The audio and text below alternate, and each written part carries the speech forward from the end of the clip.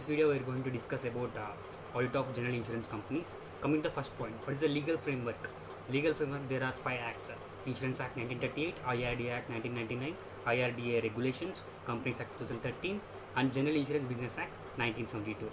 This question may be asked for 4 marks. It has already been asked for 4 marks in the previous attempts. And coming to what are the 5 acts? Again, Insurance Act 1938 as amended in 2015, IRDA Act 1999, IRDA Regulations, Companies Act 2013, General Insurance Business Act 1972. And coming to the regulatory requirements, right? Under the Insurance Act 1938 as amended in 2015, there are the following requirements. Regulatory requirements are there for the insurance companies. What are they? We'll see. In section 3, registration. Every insurance company or reinsurance company shall be registered before commencement of its insurance business. That is mentioned in section 3. And coming to section 6, it is very important section. That is a capital requirement. Capital requirement has been defined, has been prescribed in this particular section 6 of Insurance Act 1938. If the type of the insurance company is life insurance company or general insurance company, the paid up equity capital, the paid up minimum equity capital is 100 crores. Whereas if it is a health insurance company, the paid up equity capital exclusively for the health insurance is 100 crores. Whereas the insurance company is a reinsurance company, the paid up equity capital is 200 crores. This is a minimum paid up capital requirement, right? And coming to the next, form and content of financial statements. This has been dealt in section 11 of Insurance Act 1938. What are the form and content? What are the forms? Balance sheet should be there, profit and loss account, receipts and payments, revenue account. These 4 items shall be form part of the financial statements in case of insurance companies. And coming to the audit aspect of insurance company, this has been dealt in section 12 of Insurance Act 1938. If the insurance company is required to do audit, if an insurance company is required to be audited under the Companies Act 2013, then no audit is required under this act. If it is not required under the Companies Audit, then audit is required under this Insurance Act. That implies the audit of insurance company is mandatory. Right? You can see the flow chart there. And coming to our next topic, sufficiency of assets, section 64 VA of Insurance Act 1938. This is also one of the important section. For example, every insurer or reinsured company has to maintain some sufficient margin of assets, right? At all times maintains an excess of value of assets over the amount of liabilities of not less than 50% of the amount of minimum paid up capital that is mentioned in section 6. We have already discussed that 100 crores, 200 crores, that point. We will take an example in this case. For example, consider there is an insurance company, the liabilities are 100 crores, the paid up equity capital is 120 crores. What is the minimum asset value? What is minimum asset value? According to the section 64B. What it says, it has to maintain excess of the liabilities. We will take liabilities, that is 100 crores, and excess amount is 50% of the minimum paid up capital as mentioned in section 6. That is, if it is an insurance company, if it is a life insurance company or general insurance company, it will be 50 crores, that is 50% of 100 crores. If it is a reinsurance company, then that will be 200 crores, that is 50% of 200 crores, that is 100 crores. Then the answer will be 150 crores or 200 crores, right? That is invested value. Coming to our next topic, the same topic, the solvency margin. We are discussing already. Not complied with the solvency margin. If any insurance company or reinsurance company is not complied with the solvency margin, that means they are not maintaining the asset value of the particular mentioned section 64B. Then what is the case? That company shall be deemed to be insolvent and winding up procedures can be invoked there when an application has been filed by the authority to the court, right? And coming to the next point, the authority means here what? The IRDA has the authority to prescribe the control level of solvency margin. It can prescribe some amount control level of solvency margin. Then that particular insurance company or reinsurance company has to follow that particular control level of solvency margin. If at any time the insurer or reinsurance fails to maintain the control level of solvency margin, what happens? Then then such insurance or reinsurance company shall submit a financial plan to the authority. Okay, then to rectify the deficiency within the period not exceeding 6 months, then such insurance company or reinsurance company has to give a financial plan to the authority stating that we will rectify the mistake in our maintaining the control level of solvency margin within particular specified period, but that specified period shall not exceed 6 months, right? If financial plan is inadequate, if the authority thinks that the financial plan is inadequate, it can modify the financial plan, or it can reconsider the financial plan to the insurance company or reinsurance company.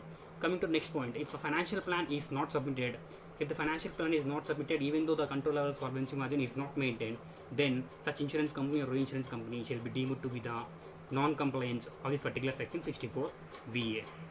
Coming to our next topic, important topic, an MCQ is expected this time on this topic, appointment of auditors, right?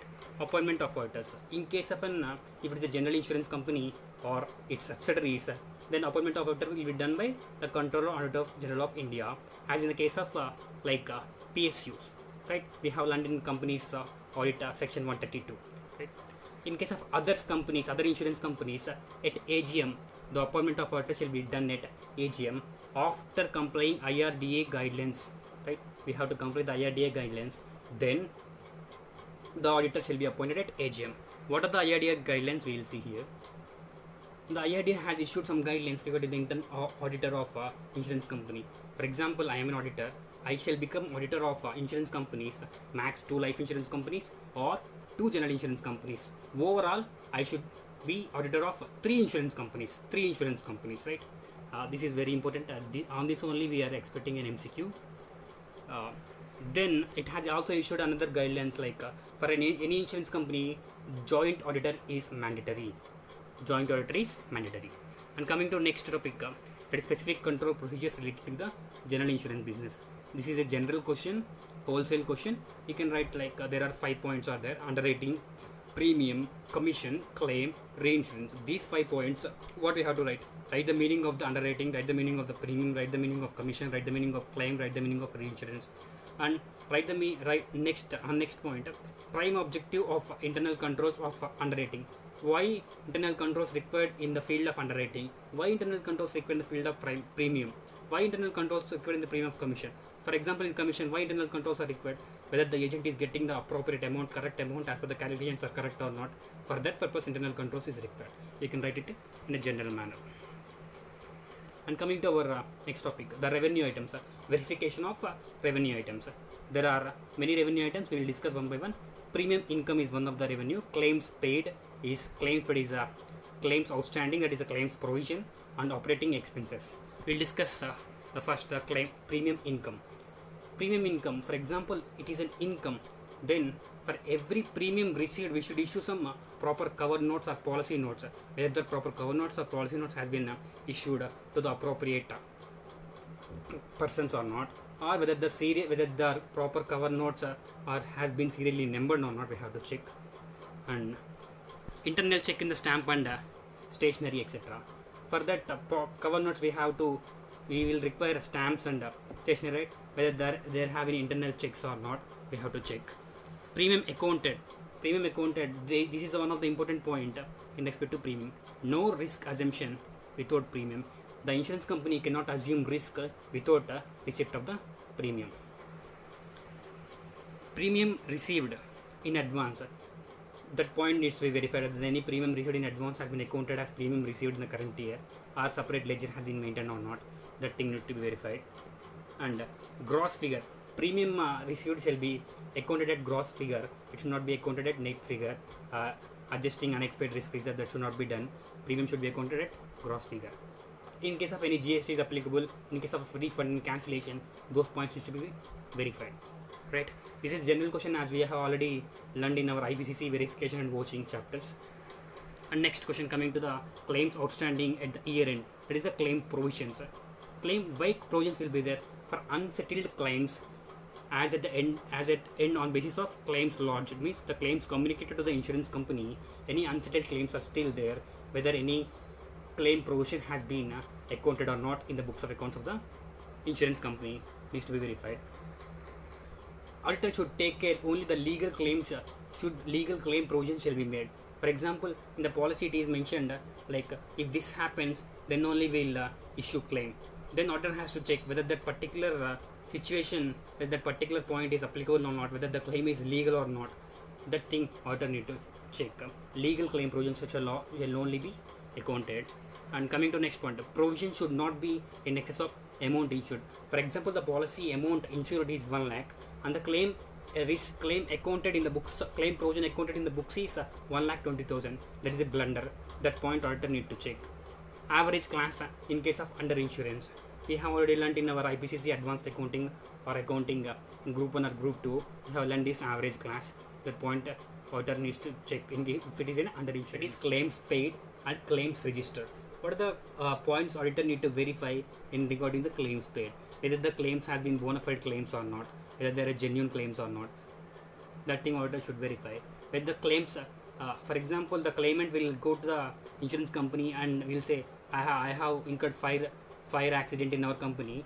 Then that approval of claim shall be done by appropriate authority. That auditor need to verify. And he had to verify whether there is any co-insurance between the other companies, whether premium received or claim paid as an appropriate share of that particular agreement or not. That co-insurance point auditor need to verify. And settlement amount. Settlement amount shall be verified like this. For example, the police report fees are there, survey fees are there, firefighting fees are there, photograph charges are there. These all will be incurred after the fire accident or whatever the particular situation mentioned in the policy. Then that amount shall be debit all this to the claim account.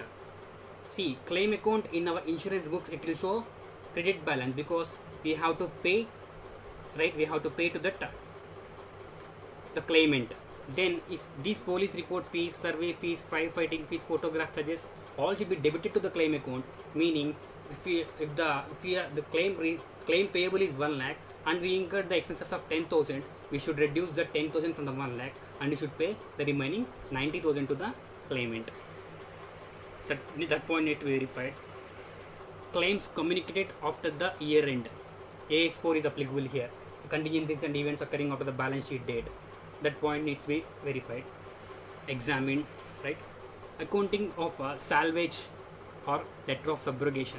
For example, fire accident happened in that particular locality, and still some materials shall be sold as a scrap. That salvage accounting shall be verified by the auditor. A letter of subrogation means subrogation means substitution, right? When any letter of subrogation has been done or not, that thing auditor need to verify in that case. Deposit amount with courts, litigations. If there is any litigations and the matter went to the court, any amount deposited by the insurance company in the court, that point auditor need to verify in case of a claims paid. Unqualified discharge note for the claimant in case of final settlement. For example, insurance company has cleared all the dues of the claimant and the final settlement has been done. Then the claimant shall issue an unqualified discharge note. That means that our agreement has been finished, that insurance contract has been ended, right? And coming to our next topic, that is claims register. There are 6 registers needs to be maintained by the insurance company. The order is important. If you learn the order, it is very easy. Claim intimation register. First, the claimant will come and intimate to the insurance company. That thing needs to be reported in the claim intimation. That thing needs to be that thing needs to be mentioned in the claim intimation register. And next point is claims paid register. The claim intimation has been done and claims shall be paid. Next is claim disbursement bank book. They will have internal book, bank book. They have in that from bank account they have to transfer the amount of claim to the claimant. That book, that entry shall be made in the claim disbursement bank book. And claims dockets. Claims docket means it will be like bunch of supporting evidences, like our police, just like police report fees, survey fees, survey reports, firefighting fees, and that bills, photograph charges. All those are claim dockets. And report of quality assurance team. The quality assurance shall issue a report in the particular case. That also shall form part of claim register. Salvage register. At the end of that salvage register is shall also be maintained. This has also been asked as 4 marks question in the previously, right? Important question. Once again. And coming to our next topic, the receipts and payments. As we already, receipts and payments account has already been discussed in form and contents of financial statement section 11 of Insurance Act 1938, right? In that section 11 you mention balance sheet is there, P&L account is there, receipts payments account is there, revenue account is there. The insurance company shall follow section 11 to prepare insurance receipts and payments. And further, the IRDA regulations 2002 requires auditors should report on whether the receipts and payments are in agreement with books of accounts or not, whether auditor has to express an opinion on the receipts and payments are prepared in the applicable financial reporting framework, that is the relevant statutes or not, whether the auditor has to express an opinion whether the receipts and payments are showing true and fair view or not, right? This is receipts and payments. Only 3 points are there: receipts and payments agreement in books of accounts, opinion of receipts and payments prepared in applicable financial reporting framework, opinion whether the receipts and payments account is showing a true and fair view. And coming to the operating expenses point of view, operating expenses, right? Classification of 13 heads of Schedule 4. There are different classification of in Schedule 4 of the Insurance Act 1938. There are the different classifications are there. 13 heads they have classified. Whether that classification has been done or not, we have to check. Aggregate and apportion. All the administration expenses, first of all, they are aggregated and then they are apportioned to the particular revenue account of the particular business. That is fire business, life insurance business, marine business, hull insurance, whatever. They will apportion based on the particular policy. That accounting policy and the base of apportionment shall also be verified in case of operating expenses. And one important point MCQ expected in this point is expenses. If it is a major expense, that is 5 lakhs or 1% of the net premium, whichever is higher, then such particular expense shall be shown separately. That particular expense shall not be clubbed with other miscellaneous expenses. Expenses which do not have no direct relation to the insurance business shall be shown separately. Okay? Any expenses which do not have a direct relation to the insurance business shall be shown separately in the revenue account. Right? And going to our next balance sheet items. Balance sheet items are very easy. Verification of items. Investments. First of all, we will check the physical verification of the securities, whether the certificates are maintained by the company or not. Then we will obtain from the company under which securities have been physically maintained and which are maintained in demat form. Then we'll record at branches. For example, some investment will be held at branches. Then we'll go to the branch auditor. We'll ask the branch auditor to certify whether the investments are really maintained or not. Then next point, certificates held by nominees agents. In that case, we will ask the nominees agents for written confirmation like SA 505 external confirmations. Norms, valuation, disclosures as said in IRDA has been followed or not. G16 accounting method of investments has been followed or not. TD certificates, any TDs is there, the certificates have been verified, followed, examined or not. Section 27A, 27B of the Insurance Act 1938, these provisions have been completed or not, we have to check. Right. And coming to this is disclosure requirements of contingent liabilities. This is expected question in November 2020. Disclosure requirements of contingent liabilities. We have a shortcut for this. GUSI SR. What is that GUSI SR? We'll see. G, guarantees. U, underwriting commitment outstanding. C, claims not acknowledged as debts. I, paid up partly paid investments. Yes, statutory demand in dispute for which no provision is made, or reinsurance obligations or others, right? This is very important once again. GUSI SR. Okay? GUSI SR, disclosure requirements of contingent liabilities. If any guarantees has been given by an insurance company, then such points shall be disclosed as a contingent liability. U, underwriting commitment outstanding. Any underwriting commitment has been given and such payment is still outstanding and we don't know what will happen in underwriting agreement, then it is a contingent liability. Claims not acknowledged as debts. Claim has been lodged but we don't know whether that will be acknowledged as a debt or not. We have to check the policy. Then it is a contingent liability. Partly paid investment, it is a contingent liability. Statutory demand in dispute for which no provision is made. If any provision is made, then it is not a contingent liability. Reinsurance obligations, we don't know what will happen, it is contingent liability, and others. Right. 1 second. And coming to our next, outstanding premium and agent balances. Actually, these two are separate, but the institute has given as a single answer. We'll study separate. First, coming to the agent, how you will verify agent balances. For example, consider agent. Who is an agent? Commission agent, insurance agent. Insurance agent will give salary or commission, right? it is payable, then it should show credit balance, right? In insurance company books, agent balance should be credit, right? Then first the auditor has to check, scrutinize or examine the control account debit balances. Actually the agent balances shall be credit balances. Then auditor has to examine the debit balances are there or not, and inquire the nature. Why it is showing debit balance, auditor has to inquire the nature. And second point, inoperative, you have to read it as combined. Inoperative and treatment of old balances with the company rules. Any inoperative balances are showing, that is the agent balance has been shown pending from the long, no transactions have been incurred, or treatment of old balances, any old balance are there, and how company is going to deal with those. Company has some rules whether they have been followed or not, and the reason for retaining old balances, why the old balances have been retained, whether we will pay to the agent or not, or any other case has happened. The reasons we have to take from the auditor. These are the 3 points. First we have to check the control account debit balances, then inoperative balances and old balances, company rules has been followed or not, reasons for retaining old balances.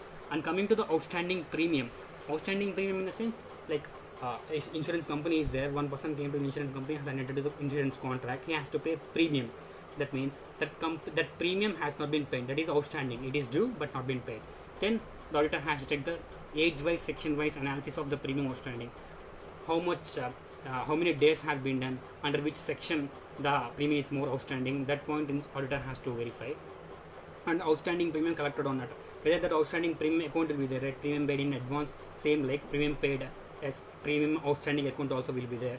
Like that premium account balance, if you check, then we can see premium, what is the premium amount outstanding, whether that amount is collected or not, we have to check. And bank guarantee or deposit, premium deposit for premium outstanding, we have to check. See, what is a bank guarantee? While entering the contract between the insurance company and the person, there is an agreement. Like if I didn't pay, if the person didn't pay the premium to the company, bank will provide some guarantee, or the person has deposited some premium deposit. If I didn't pay the premium in that particular year, you adjust the premium amount in the deposit. Whether that such conditions are there or not, we have to check. And coming to our next topic, that is a co-insurance topic. Sharing of business. What is co-insurance? Sharing of business at agreed percentages.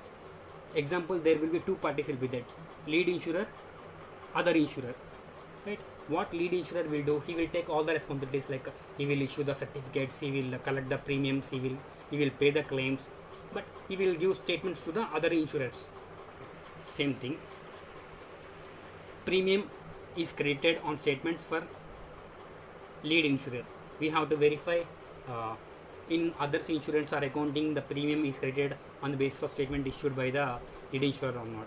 If there is no statement issued by the lead insurer, then the accounting shall be done based on the advices from the lead insurer. The auditor needs to verify whether all incoming advices from the lead insurer have been accounted or not. Claims and provisions, claims paid, accounted, advice.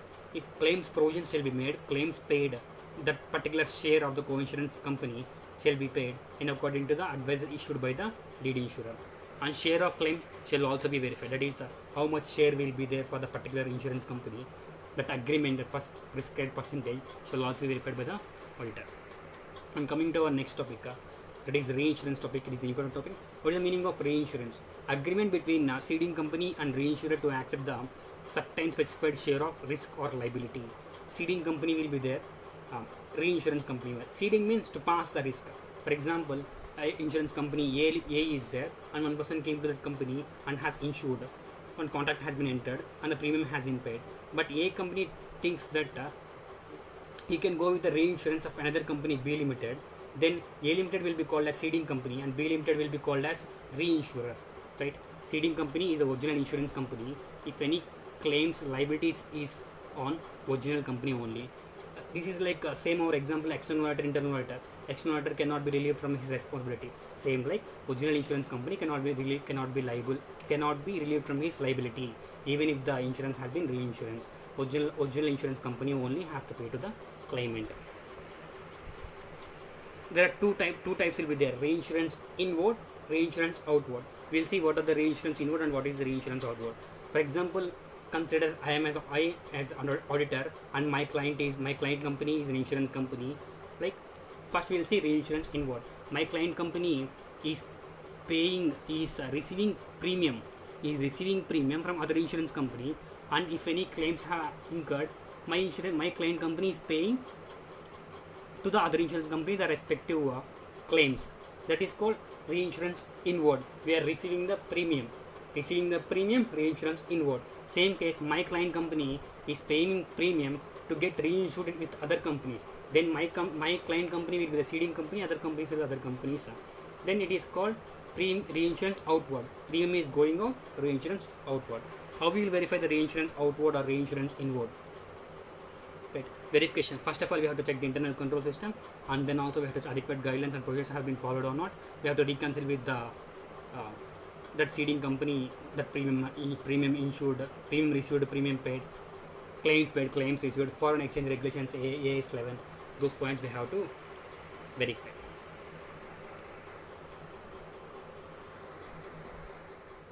Our next topic is the types of reinsurance contracts. There are facultative reinsurance contracts, treaty reinsurance contract, under treaty reinsurance contract, proportional reinsurance contracts, non-proportional reinsurance contract. Under proportional reinsurance contract, quota share, surplus, out of fact, pools, excess loss, stop loss.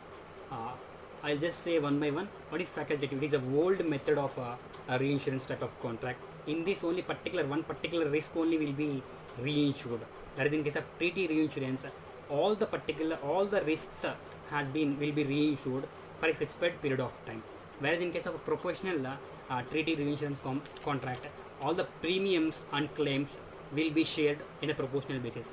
Whereas in case of a non-proportional basis, all the reinsurance company will only be liable if the loss of the insurance company exceeds the particular amount has been agreed while entering into the reinsurance contract. Right? You can just go through this topic. And coming to our next, that is trade insurance topic. This is an important topic. We may expect a question from this. Meaning, what is the meaning of trade credit insurance? The protection to the suppliers against the risk of non-payment by their buyers. Means it is giving protection to the suppliers for non-payment of amount by the buyers to the suppliers, because for the services rendered or for the goods purchased. There are two types of risk: domestic risk and exported risk. If the supplier and buyer is in the same country, domestic risk. If the supplier is in one country and buyer is in another country, export risk. What are the requirements for trade credit insurance? The loss arises non-receipt of receivables. For example, the loss must arise to the supplier on the basis of non-receipt of receivables. The supplier means the supplier shall not enter into any factoring agreement or reverse factoring agreement, and the buyer is liable to pay. The buyer is really liable to pay the amount. Then the premium is paid. The premium is paid to the supplier to the insurance company. Any other requirements, right? This is trade credit insurance. And coming to our other topic, unexpected risk reserve. This is recently asked. We are not going to discuss. Just have a look into that. That's it. There are some topics, life insurance topics for the new syllabus students. We are not covering this. That's it all for now.